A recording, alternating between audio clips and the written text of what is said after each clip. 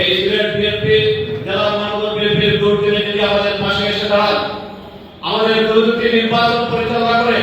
দুটি নির্বাচিত নেতৃত্ব যদি উপহার দিয়েছেন, বাংলাদেশ জাতীয়তাবাদী দল কেন্দ্রীয় নির্বাহী কমিটির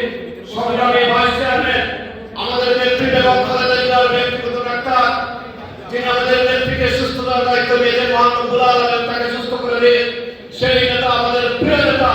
ডাক্তার এজেএম তাহির হোসেন। আমি ওনার জন্য একটা করতালি দিয়ে আমি হাত করে দিয়ে দোয়ার জন্য আমি পেশ করতে রাখছি। জনাব ডাক্তার এজেএম তাহির